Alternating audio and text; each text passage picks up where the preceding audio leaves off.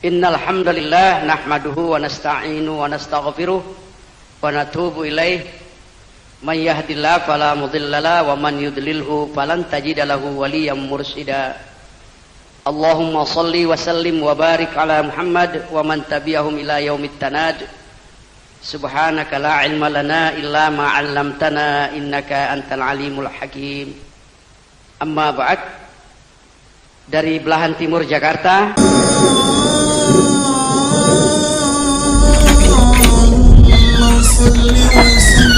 Assalamualaikum warahmatullahi wabarakatuh. Selamat datang di channel yang inspiratif dan informatif, menyajikan data dan fakta dengan menyadarkan Al-Quran dan Sunnah sebagai tolak ukur kebenaran secara kritis, adil dan mencerahkan.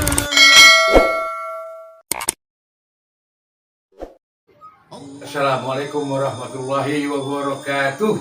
Alhamdulillah kita bersua kembali. Bagaimana keadaan kalian semua saudara-saudaraku yang berada di Kalimantan, di Riau, Jambi, Sumatera Utara, dan di Aceh? Semoga kalian tetap istiqomah dalam kebenaran, meniti manhaj salafi, ikuti ajaran Al-Quran dan Sunnah Rasulullah SAW. Banyak orang mengaku-ngaku aswaja, Ahlussunnah wal Jamaah. Ya, pengakuan mereka begitu mudah, begitu ringan. Tapi kenyataannya, perbuatan tahayul bid'ah khurafat mereka kerjakan. Banyak yang belum paham apa itu Ahlussunnah wal Jamaah. Apa Ahlussunnah wal Jamaah?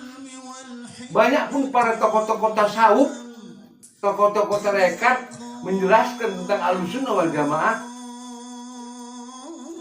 berantakan, nggak utuh, bercampur-campur dengan pemahaman-pemahaman tasawuf. Ahlussunnah, apa itu Ahlussunnah? Ahlussunnah mustahil melakukan perbuatan tahayul, bid'ah, khurafat, mustahil. Ini dikasih tahu kebenaran, disampaikan Quran, disampaikan hadis. Mereka bilang apa? Salafi menyalah-nyalahkan ibadah amaliyah orang lain. Bukan menyalah-nyalahkan. Seharusnya otak kalian itu dipergunakan, hati kalian itu dibersihkan. Jadi jangan ada prasangka-prasangka buruk. Bersyukur kalian diberitahu oleh ulama-ulama poros Nabi. Seperti dialog yang akan kita dengarkan. Ulama poros Nabi Abdul Hakim bin Amir Abbad, almarhum Mahyudin bin Adi Suratno dari Magelang, Jawa Tengah, Habib Hasan Al-Mahdani dari Sulawesi. Ya, ketika itu tahun 1999. Ini dialog sudah cukup lama, tapi terkesan kita dengarkan pembicaraan mereka ini seakan-akan baru saja dibicarakan. Padahal ini sudah 20 tahun lebih dialog ini. Itulah kehebatan Al-Quran, itulah kehebatan Sunnah Rasulullah SAW. Tidak ada istilah kadaluarsa, walaupun telah berpuluh-puluh tahun, telah beratus-ratus tahun, tapi tetap aktual disampaikan. Itulah kehebatannya. Tidak seperti karya tulis atau buah pikiran tokoh-tokoh tasawuf, tokoh-tokoh tarekat. Ngawur. Ahlussunnah wal Jamaah. Mari kita dengarkan bersama-sama apa sebenarnya definisi dari Ahlussunnah tersebut.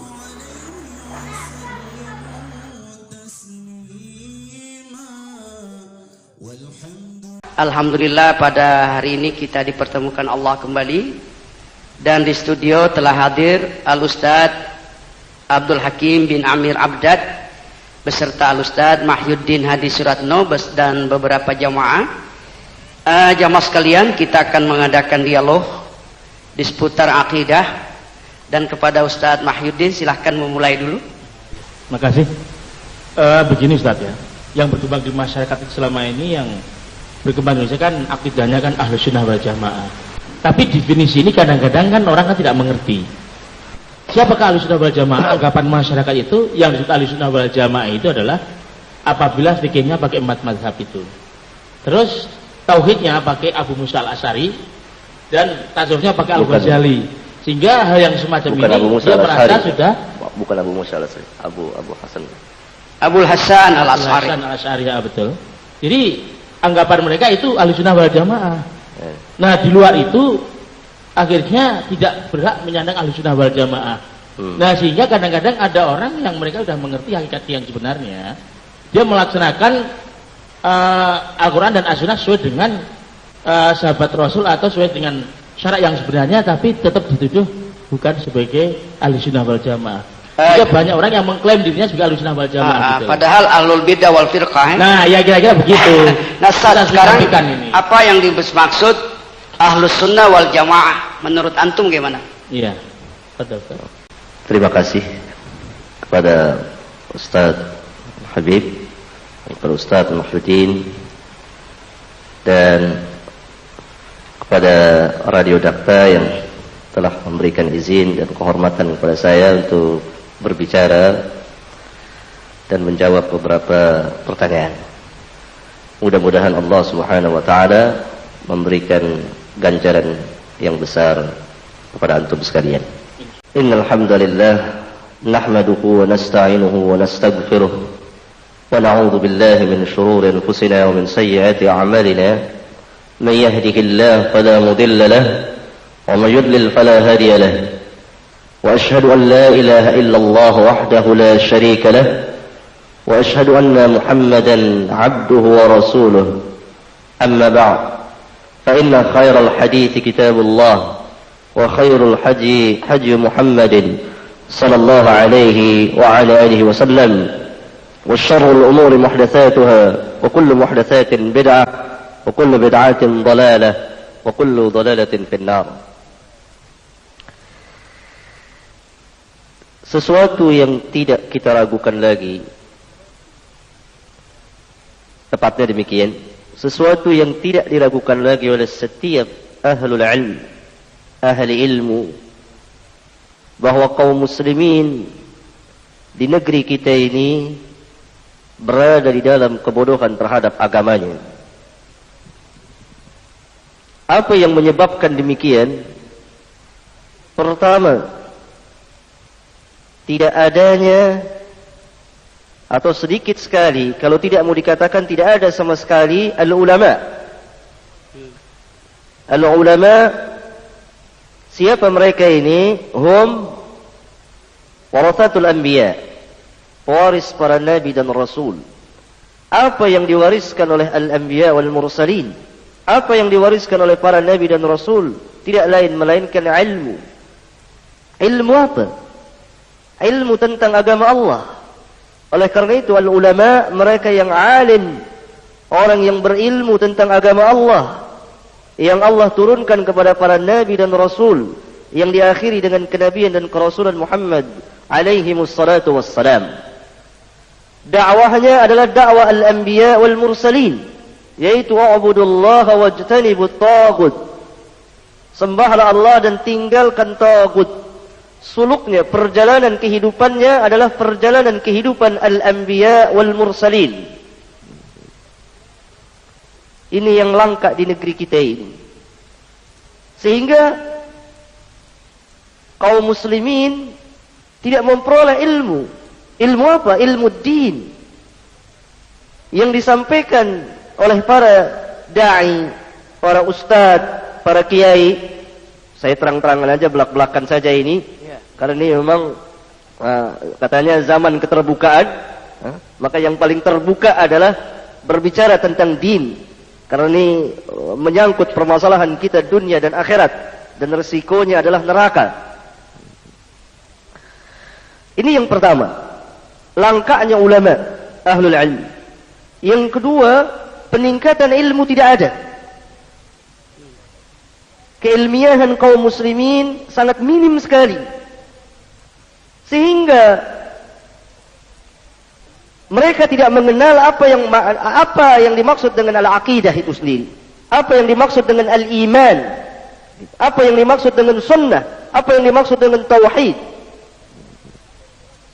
Kenapa? Karena informasi keterangan yang mereka terima, khususnya mengenai pertanyaan siapa ahlus sunnah wal jamaah, itu berbeda dengan apa yang diterangkan oleh Rasulullah sallallahu alaihi wasallam dan para sahabat tabi'in, tabi'ut tabi'in, yang di dalamnya termasuk a'immatul arba'ah, imam yang 4.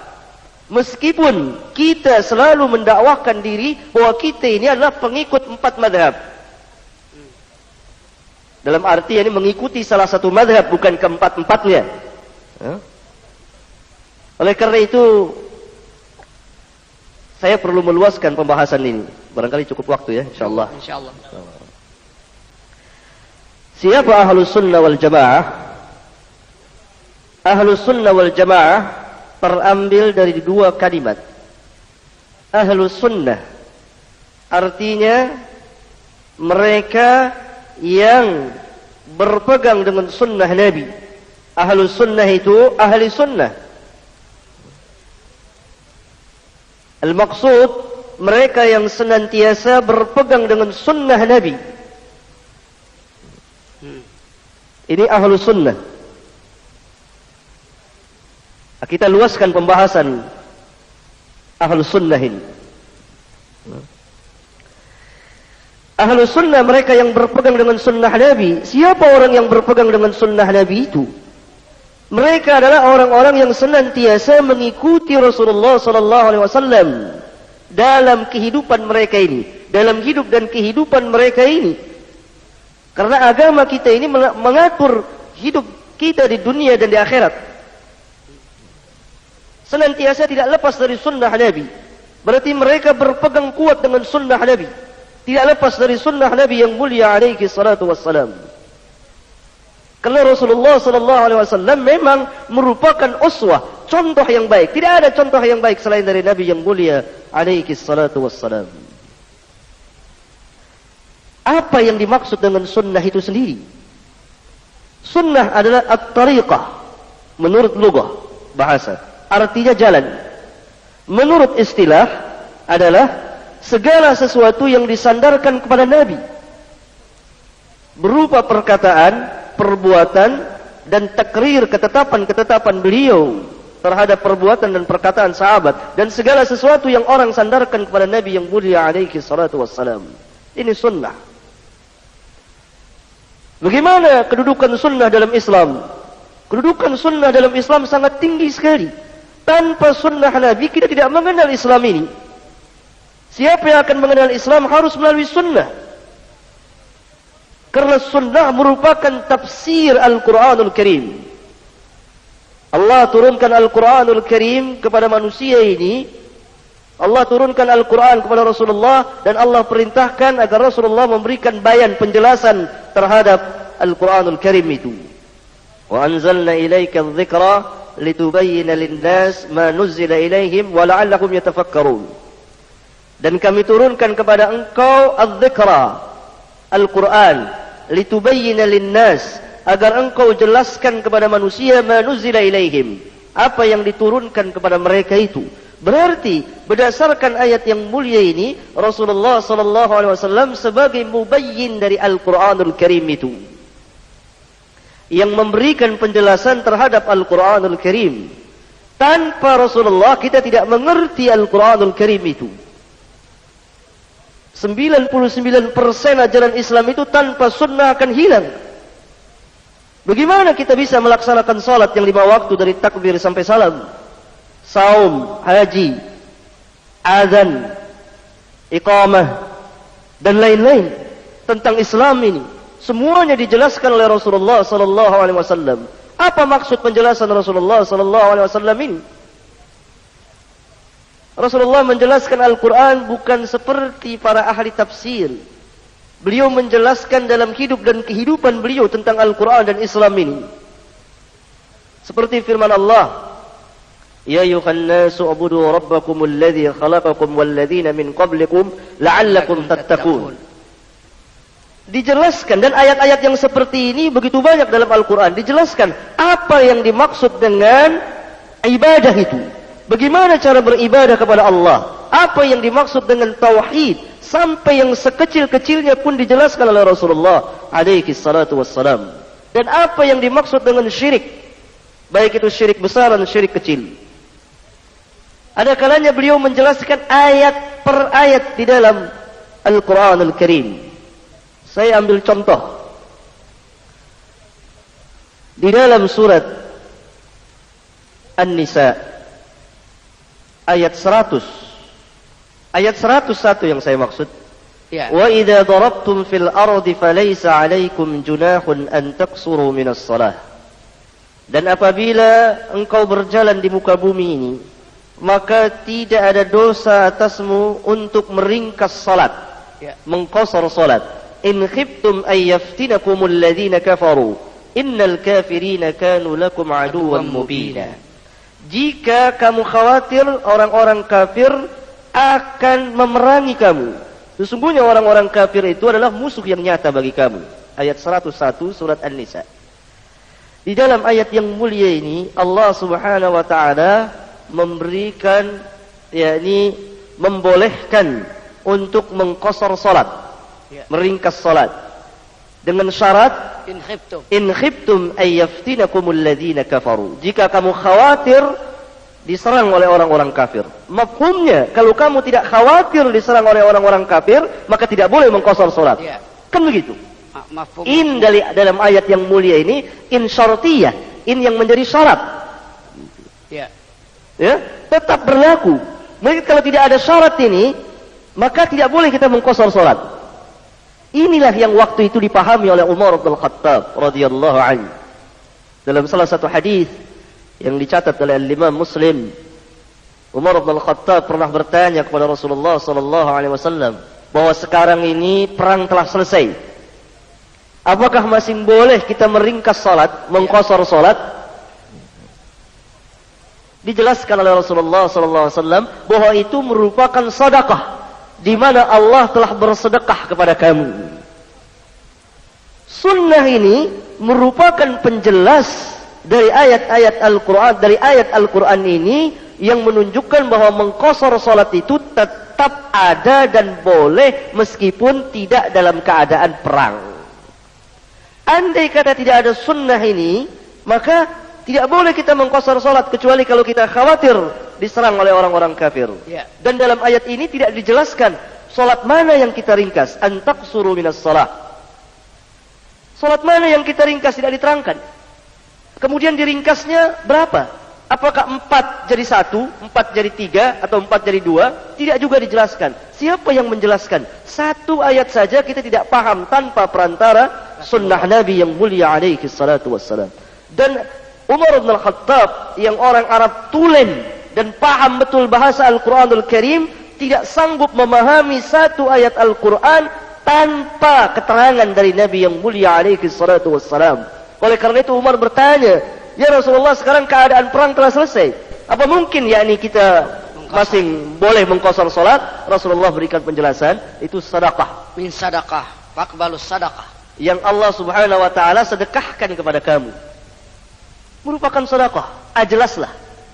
Jelas dari ayat, dari hadis yang mulia ini bahwa yang dimaksud dengan in khiftum ay yaftinakumul ladzina kafaru bukan menjadi syarat mutlak, tetapi penjelasan ketika turunnya ayat Al-Qur'anul Karim mengenai qasar salat, keadaan waktu itu memang dalam suasana perang dan golibnya memang umumnya terjadi peperangan. Tidak berarti bahwa setelah selesai salat kita tidak boleh mengqasar salat. Ya, saya terangkan di sini, mau terangkan tentang kedudukan sunnah Nabi yang mulia terhadap Al-Quranul Karim. Ada kalanya Rasulullah sallallahu alaihi wasallam memberikan bayan, penjelasan terhadap ayat-ayat Al-Quranul Karim lafaz per lafaz di dalam Al-Quranul Karim. Ya? Seperti contohnya saya berikan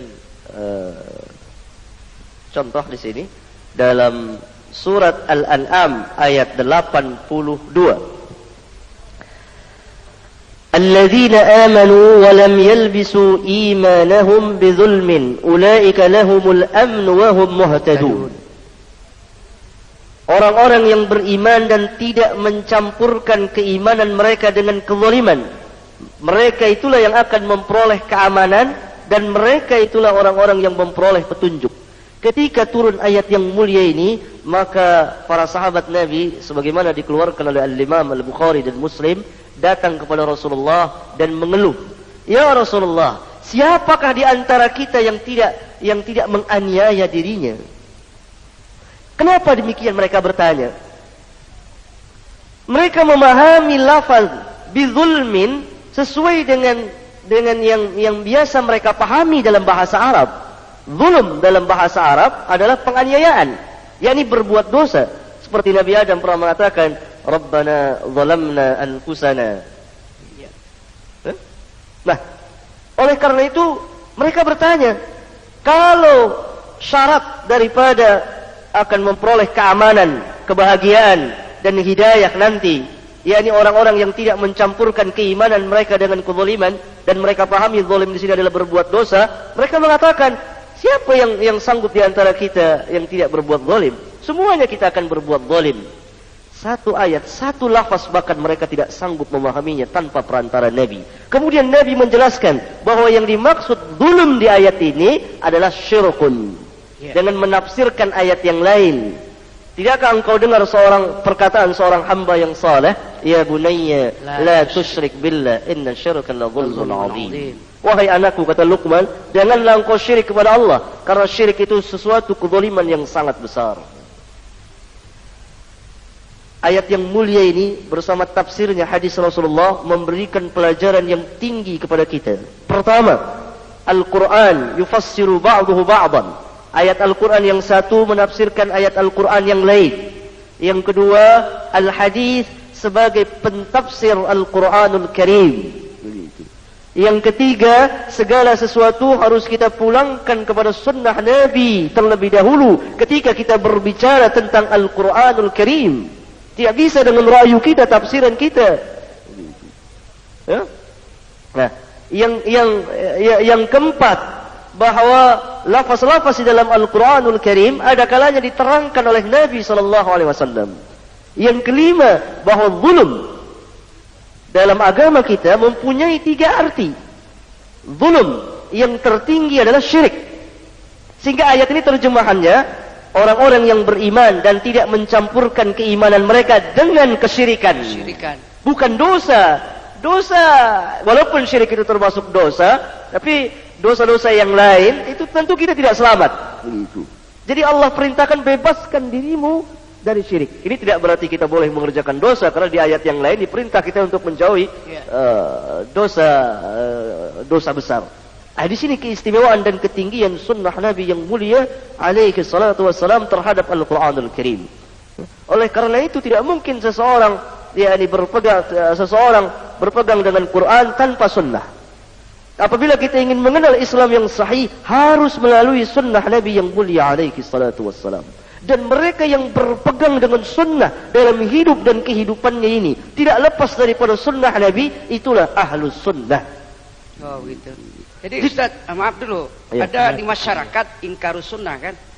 Terus ada lagi kelompok mereka berkata kita masih makiyah sehingga mereka tidak sholat. Ya. Itu menurut antum gimana tuh? Kedua-duanya telah kufur dan khurud dari millah ini. Dengan kesepakatan para ulama. Al-Imam Ibn Hazm di kitabnya, catat baik-baik kitab ini, Al-Ihkam fi Usulil Ahkam, yang berbicara tentang ilmu usul fikih. Beliau menerangkan ijma' kesepakatan ulama yang mengatakan kafir, keluar seseorang itu dari Islam apabila dia meninggalkan sunnah Nabi, tidak mau berpegang dengan sunnah Nabi, hanya berpegang dengan Quran saja. Sebagaimana di negeri kita ini ada kaum ingkar sunnah itu. Nah, jadi ahlus sunnah adalah mereka yang berpegang dengan sunnah Nabi dalam hidup dan kehidupannya, dan segala sesuatu yang berkaitan dengan din, dengan agama ini. Sehingga mereka selalu bertanya, ada sunnahnya apa tidak? Terkait semuanya dengan sunnah itu. Seperti khurudnya jamaah tabligh yang 1 hari, 3 hari, 7 hari, dan lain-lain. Itu ada sunnah apa tidak? Pernahkah Nabi melakukan demikian? Tidak pernah. Itu tidak ada sunnahnya. Berarti lawan dari sunnah itu bid'ah. Berarti ahlus sunnah ini mereka yang berpegang dengan sunnah Nabi dan menjauhi bid'ah. Karena tidak lain ikutan mereka adalah Nabi yang mulia alaihi salatu wassalam. Sebagaimana Allah perintahkan, "Qul in kuntum tuhibbunallaha fattabi'uni yuhibbukumullah wa yaghfir lakum dzunubakum."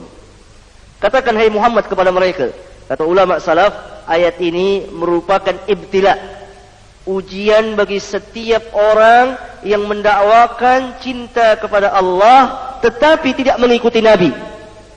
Juga ujian bagi kita yang ingin menegakkan Islam, memperjuangkan Islam, mendakwahkan Islam, tetapi tidak mengikuti sunnah Nabi. Kata Al-Imam Ibn Katsir, itu dakwaan kosong saja, aku-akuan saja, dan mereka itu tertolak. Kemudian Al-Imam Ibn Katsir dalam menafsirkan ayat yang mulia ini membawakan hadis Nabi yang sahih riwayat Imam Muslim.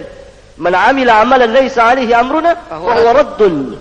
Man 'amila 'amalan dengan bentuk nakirah. Barang siapa yang mengerjakan sesuatu amal apa saja, ditolak semua. Ya, yang tidak ada dasarnya dari kami, bahwa raddun, maka tertolak, mardudun amalnya itu, tertolak amalnya itu. Nah, kata Nabi, kata Allah Subhanahu wa taala perintahkan kepada Nabi, katakan kepada mereka, jika memang kamu mencintai Allah, fattabi'uni, ikutilah aku. Berarti seberapa besar cinta kita kepada Allah tergantung seberapa besar ittiba kita, pengikutan kita kepada Nabi. Ya.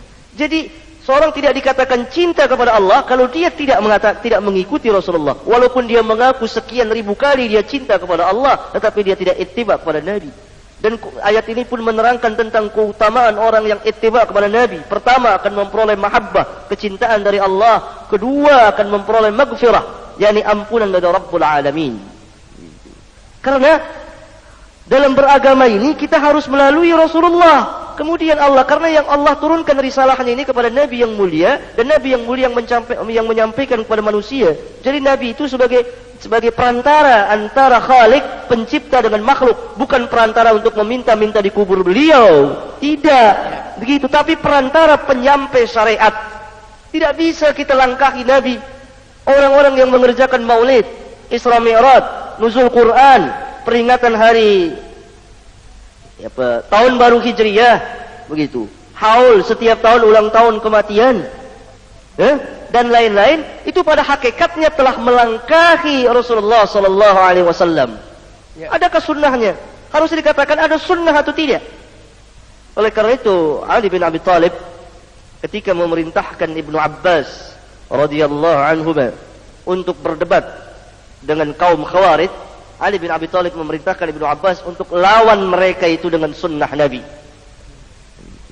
Kata Ibnu Abbas, kenapa tidak dengan Quran? Karena Quran itu wujuh, kata Ali bin Abi Thalib, mempunyai beberapa jalan, bisa dibawa ke sana kemari. Kita lihat pada zaman kita sekarang ini, hatta khatib, para khutbah di mimbar-mimbar Jumat itu, walaupun mereka tidak mengerti din atau kurang paham, itu mereka seenaknya menafsirkan Al-Quranul Karim. Pegang terjemahan Departemen Agama, lalu mereka bacakan ayat, lalu mereka katakan kada, tanpa melihat penjelasan dari sunnah, dari sahabat Nabi, dari tabi'in, tabi'ut tabi'in, dan para ulama mufassirin. Kita mengetahui bahwa ini kalam, perkataan Rabbul Alamin. Tidak boleh sembarang orang. Begitu. Quran ini mudah dimudahkan, tetapi untuk menjelaskannya harus dengan ilmu. Tanpa ilmu kita berbicara dengan kebodohan nanti yang Allah sendiri larang dalam Al-Quran. Wala taqfu ma laysa laka bihi 'ilmun. Sesuatu apa yang kau tidak memiliki ilmu. Kita kembali. Jadi ahlu sunnah, mereka yang senantiasa berpegang dengan sunnah Nabi dan tidak keluar dari sunnah Nabi yang mulia, baik itu akidah, ibadah, perjalanan hidup mereka, suluk, muamalat, akhlak, dan lain sebagainya. Karena Islam ini mengatur hidup dan kehidupan manusia. Kita tidak berhajat dengan segala sistem yang dibuat oleh manusia. Kenapa kita tidak berhajat? Karena dalam Islam telah ada. Apa yang tidak ada dalam Islam? Ekonomi ada. Cara jual beli dalam Islam diatur secara lengkap dari awal sampai akhir. Kita tidak berhajat dengan pelajaran ekonomi yang diajarkan oleh orang-orang kufar. Setelah kita mengetahui siapa sebenarnya ahlus sunnah, siapa sebenarnya al-jamaah itu. Ya. Dua kalimat ini ulama buat mengambil dasar dari sunnah Nabi, dari hadis-hadis Rasulullah, dari sabda-sabda Rasulullah sallallahu alaihi wa ala alihi wasallam. Yakni yang pertama, hadis yang cukup masyhur, fa'alaikum bisunnati, hendaklah kamu berpegang dengan sunnahku.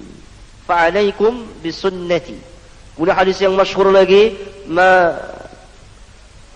taraktu fikum amrayn lan tadillu ma tamassaktum bihima kitaballah wa sunnata nabiyhi. Nah, berpeganglah dengan sunnahku dan aku tinggalkan kepada kamu dua perkara yang tidak akan sesat selamanya selama kamu berpegang dengan sunnahku, kitabullah dan sunnah Nabi. Hadis yang pertama dikeluarkan oleh Ahmad, Abu Dawud, Tirmidzi dan lain sahih. Hadis yang kedua diriwayatkan oleh Imam Malik di kitabnya Al-Muwatta.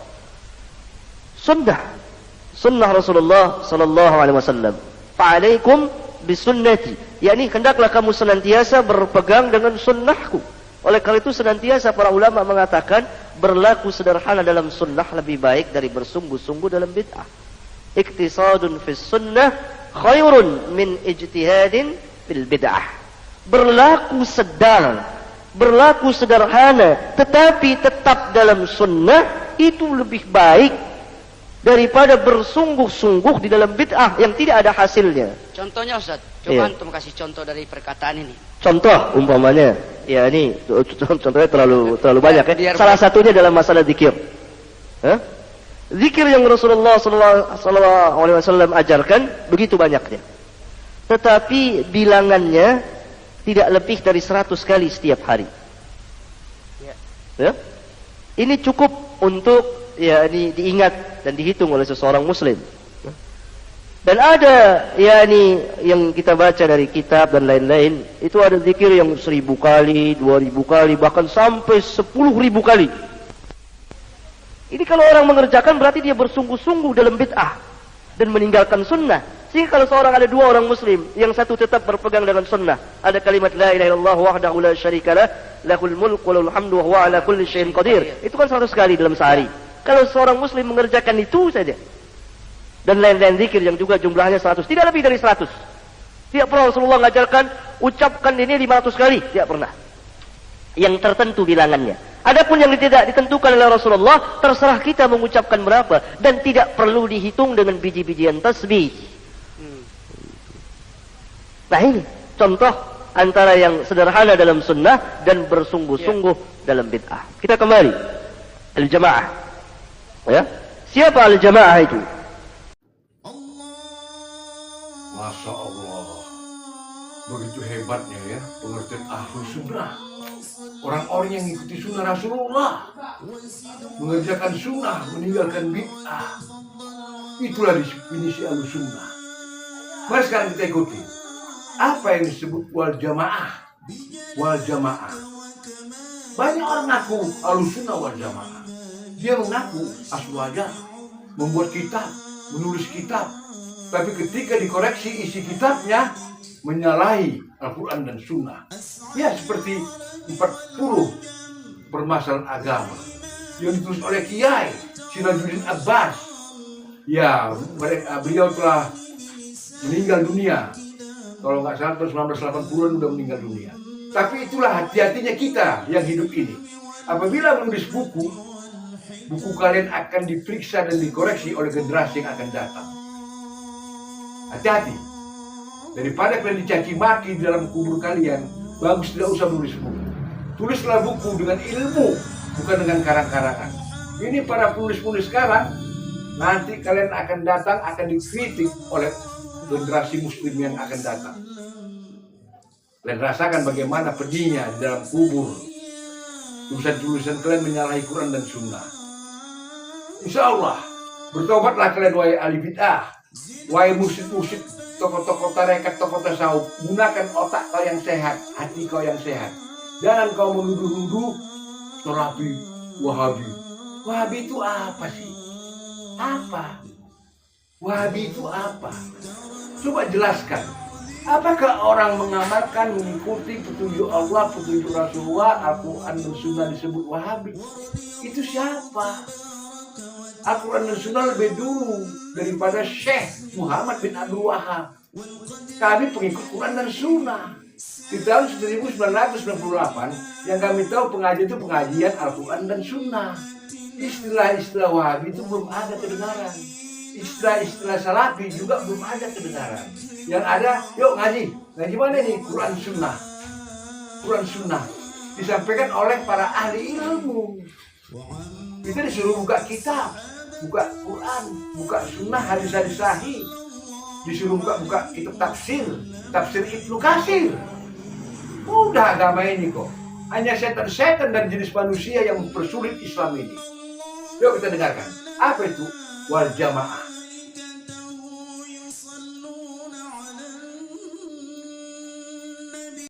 Dalam hadis yang derajatnya mutawatirun, diriwayatkan oleh banyak imam, ketika Rasulullah SAW memberikan penjelasan mengenai terpecah belahnya umat ini menjadi 73 golongan, 72 terancam neraka dan 1 dijanjikan jannah. Ini yang dimaksud dengan al-firqah an-najiyah, golongan yang selamat. Ketika sahabat bertanya siapa mereka ini, Rasulullah menjawab al-jamaah. Yang dalam hadis yang dikeluarkan oleh al-Imam At-Tirmidzi, al-Imam Hakim, itu Rasulullah SAW memberikan penjelasan, ma'ana alaihi wa ashabi, yang aku dan para sahabatku berada di atasnya. Berarti al-jamaah di sini adalah as-sahabah, para sahabat. Berarti ahlus sunnah wal jamaah, mereka yang berpegang dengan sunnah Nabi dan mengikuti perjalanan para sahabat ridwanullah alaihim ajma'in. Nah, sementara itu ahlus sunnah wal jamaah itu simpang siur artinya. Bahkan ada yang mengatakan seperti dalam kitab 40 masalah agama, atau lebih tepatnya lagi 40 salah agama, yang dikatakan oleh yang dikarang oleh Syirajuddin Abbas. Ini seseorang ahlul bid'ah besar di negeri kita ini. Dia suka menjelek-jelekkan Ibnu Taimiyah. Anak penyanyi. Iya, kalau dengan ilmu mungkin masih bisa kita terima. Tapi orang ini bukan dengan ilmu, tapi dengan dendam dan sakit hati. Bahkan sampai dia menuduh bahwa Syekhul Islam itu otaknya tidak beres dengan menukil perkataan Ibnu Battuta. Atau dalam kitabnya Syirajuddin Abbas ini, kitabnya yang satu lagi apa namanya? I'tiqad Ahlus Sunnah. Aqidah Ahlus Sunnah wal Jamaah. I'tiqad Ahlus Sunnah wal Jamaah. Kagungan mazhab Syafi'i juga ada. Ada dianya. Dia ada itu. Ada semua. Nah, ini dia mengatakan bahwa kita adalah fikihnya Syafi'i, akidahnya Asy'ari. Ini kalimat yang batil dan itu yang tersebar di negeri kita ini. Berarti sebelum Imam Abul Hasan Al-Asy'ari tidak ada yang tahu tentang akidah. A'immatul arba, imam yang 4 itu, Abu Hanifah, Malik, Syafi'i dan Ahmad, itu hidup sebelum Imam Abul Hasan Al-Asy'ari. Bahkan Imam Abul Hasan Al-Asy'ari rahimallahu taala itu tadinya Mu'tazilah, kemudian dia bertobat dan rujuk kepada manhaj salaf dengan mengatakan bahwa fikih kita fikih Syafi'i, akidah kita akidah Asy'ari. Itu menunjukkan ini pelecehan besar-besaran terhadap Imam Asy-Syafi'i. Seolah-olah Imam Syafi'i tidak tahu akidah, yang tahu hanya fikih saja. Kenapa tidak diambil akidahnya Imam Asy-Syafi'i? Kan begitu. Kemudian orang-orang kita tambah lagi, tasawufnya adalah Al-Ghazali. Ini simpang siur, tidak pernah ada, ini hancur-hancuran. Iya. Itu. Dan hampir pemahaman semuanya seperti itu. Kalau nggak begitu bukan Ahlussunnah wal Jamaah yang lagi. Celakanya lagi ketika seseorang sebagian kaum muslimin mengamalkan sunnah Nabi yang sahih, itu dikeluarkan dari Ahlussunnah wal Jamaah. Padahal yang sebenar-benar Ahlussunnah wal Jamaah, mereka yang berpegang dengan sunnah Nabi jauh daripada bid'ah, mengikuti cara beragamanya para sahabat ridwanullah alaihim ajma'in. Itu. Sehingga mereka melihat bagaimana sahabat, apakah sahabat pernah mengerjakan ini atau tidak. Jadi sangat keliru sekali. Dan satu lagi kenyataan, bahwa apa yang sebetulnya diterangkan oleh Imam Abul Hasan Al-Asy'ari itu tidak tepat dengan apa yang mereka katakan. Sebagai contoh, Al-Imam Abul Hasan Al-Asy'ari meyakini bahwa Allah di atas langit, bersemayam di atas arsy. Dalam kitabnya Al-Ibanah, barangkali lain waktu kita bisa baca sebagian kitab Al-Ibanah itu tidak dibawakan. Jadi kalau betul-betul mereka mengatakan akidahnya Asy'ari, Abul Hasan Al-Asy'ari, berarti salaf akidahnya. Karena Imam Abul Hasan Al-Asy'ari telah rujuk ke manhaj salaf. Dan yakni mengikuti manhajnya Imam Ahmad bin Hanbal, mengikuti mazhabnya Imam Ahmad bin Hanbal, mengikuti dakwahnya Imam Ahmad bin Hanbal. Ini sering terjadi, apa yang dikatakan di sini kami bermadzhab Syafi'i, mengikuti Syafi'i, padahal berlainan dengan apa yang dikatakan, diucapkan, ditulis oleh Imam Syafi'i. Demikian juga mereka mengatakan kita mengikuti akidah Imam Abul Hasan Al-Asy'ari, padahal akidah Abul Hasan Al-Asy'ari 100% berbeda dengan mereka itu. Abul Hasan Al-Asy'ari bukan kuburiyun. Tidak menjadikan kubur itu sebagai sesembahan, tidak membangun-bangun kubur. Bahkan Imam Syafi'i dengan tegas mengatakan di Al-Um itu perbuatan tercela, dilarang oleh Nabi yang mulia alaihi salatu wassalam menjadikan masjid sebagai kuburan dan menguburkan seseorang yakni di sekeliling masjid, bahkan di dalam masjid itu sendiri. Lalu Ustaz, pengikut Syafi'i ini yang mereka ikuti siapa sesungguhnya? Imamnya kan tadi antum bilang tidak begitu, lalu mereka kok begitu? Dari mana mereka ambil itu? Pertama-tama jelas mereka ini kaum muqallidun. Muqallidun. Karena kaum muqallidun bukan ahlul ilm. Ya. Ya. Al-Imam Ibnu Qayyim rahimahullah taala di kitabnya I'lamul Muwaqqi'in Ar-Rabbil Alamin, dalam juz pertama beliau menerangkan tentang keutamaan para ulama, ahlul hadis dan fuqaha. Kemudian beliau menjelaskan bahwa telah sepakat para ulama mengeluarkan kaum muqallidin dari zumratul ulama, dari rombongan para ulama. Kenyataan yang ada di sini adalah kaum muqallidin. Mereka tidak membaca kitab Al-Um. Kalau mereka membaca kitab Al-Um, selesai tahlilan itu nggak ada. Selesai itu.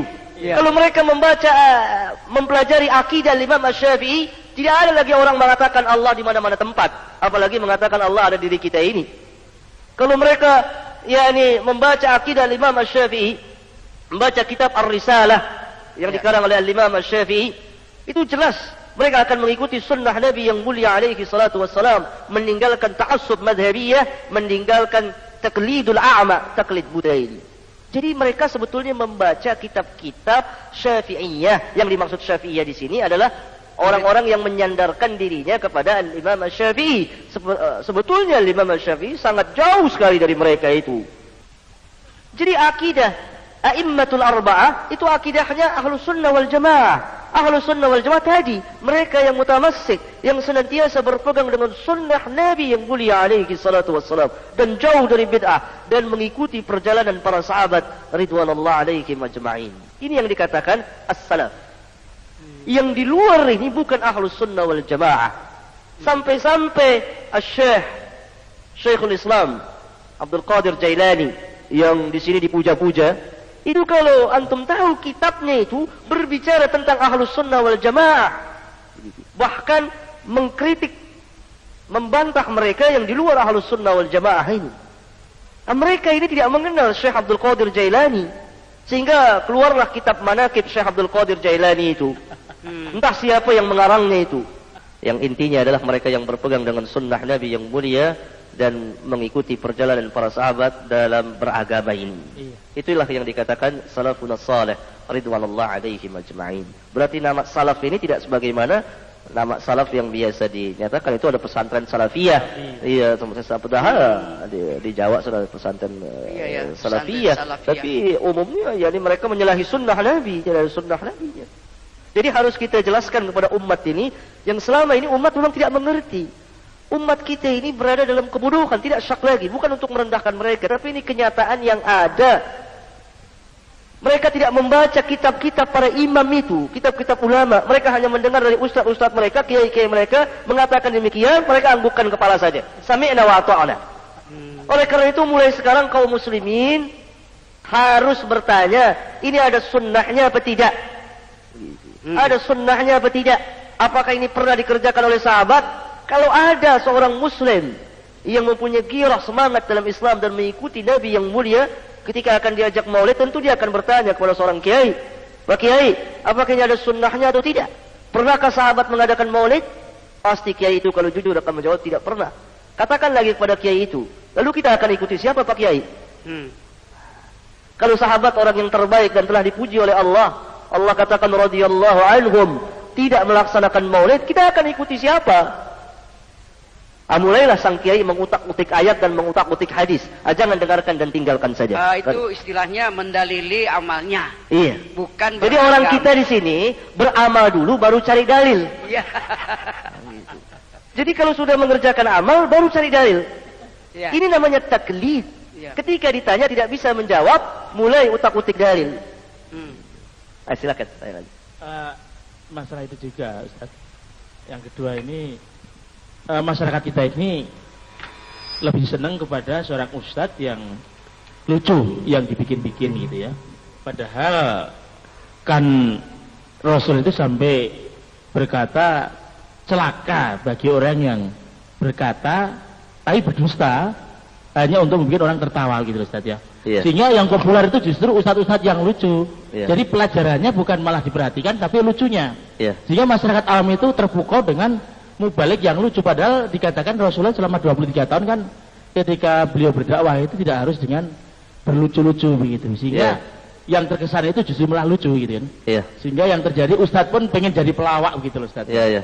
Nah ini kan berbahaya sekali kan ya. Sangat berbahaya. Itu Ustadz kutip di Bulughul Maram hadis 1000 berapa Ustadz? 1544 itu. Ya, Ya. 1544. Iya Ya. betul. Ya.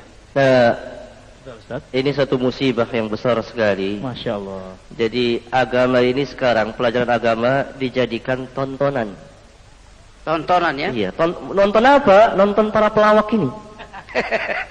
Masa orang berbicara neraka tertawa? Para sahabat Nabi itu ketika berbicara azab kubur itu menangis. Menangis para sahabat Nabi itu. Ini cerita neraka tertawa.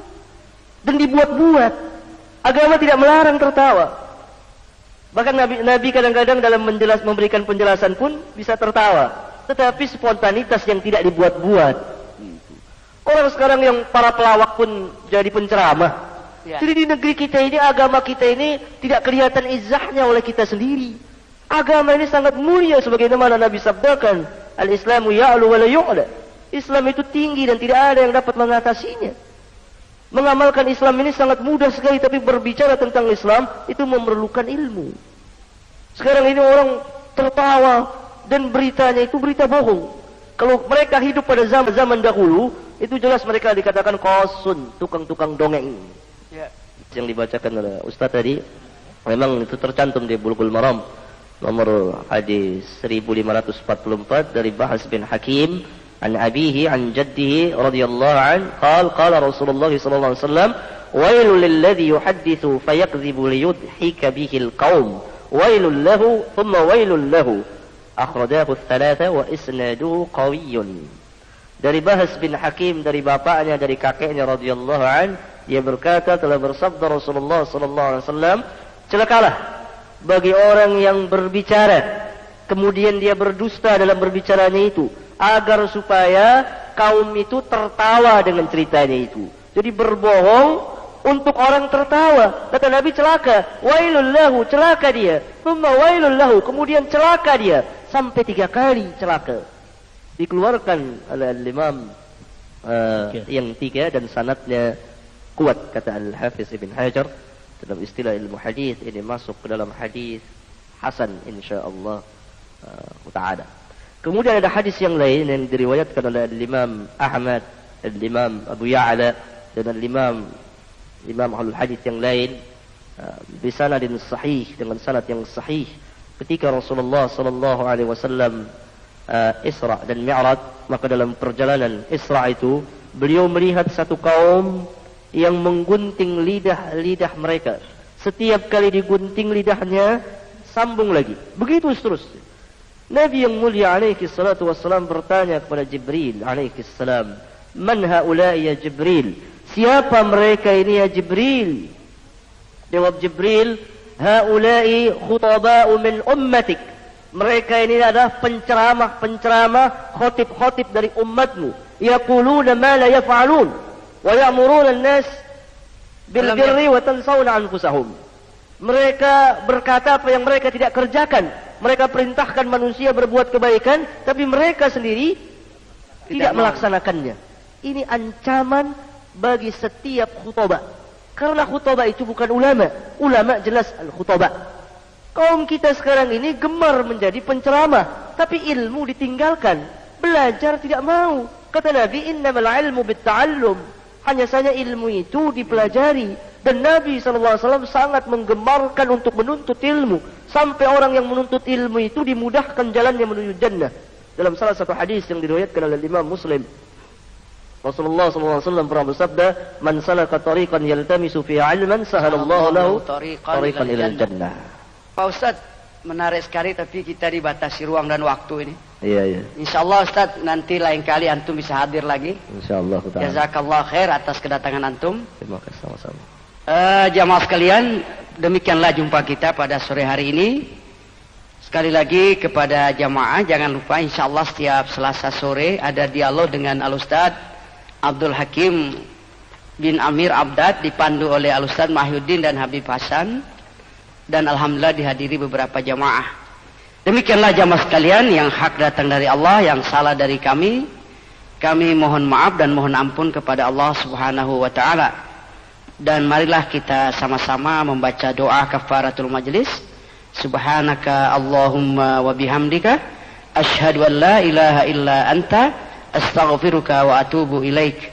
Akhirnya dari belahan timur Jakarta kami ucapkan wabillahi taufiq wal hidayah. Assalamualaikum warahmatullahi wabarakatuh. Alhamdulillahirabbil alamin. Semoga penjelasan para ulama pos Nabi dapat kita jadikan pelajaran yang sangat berharga. Itulah ahlu sunnah wal jamaah yang sebenar-benarnya, bukan aswaja yang ngaku-ngaku, yang omong-omong, yang omong-omong, bukan. Itulah ahlu sunnah wal jamaah. Saya menyampaikan, Anda yang menyimpulkan. Saya hanya menyampaikan kabar baik ini kepada saudara-saudaraku yang seiman seislam, yang masih bergelut dalam tahayul bid'ah khurafat, dalam kesyirikan, dalam perbuatan-perbuatan tercela. Bertobatlah kalian selagi masih ada kesempatan. Selagi kalian masih hidup, bertobatlah. Kembali kepada jalan yang lurus, mengikuti petunjuk Allah, petunjuk Rasulullah dan para sahabat, tabi'in, tabi'ut tabi'in, dan ulama-ulama pers Nabi seperti Imam Hanafi, Imam Malik, Imam Syafi'i, dan Imam Ahmad bin Hanbal. Mari kita semuanya bersatu padu dalam ukhuwah Islamiyah yang murni, yang bersih dari virus-virus pola pikir manusia yang mengotori Islam, yang mengotori ahlu sunnah wal jamaah. Wassalamualaikum warahmatullahi wabarakatuh. Alhamdulillahi rabbil alamin.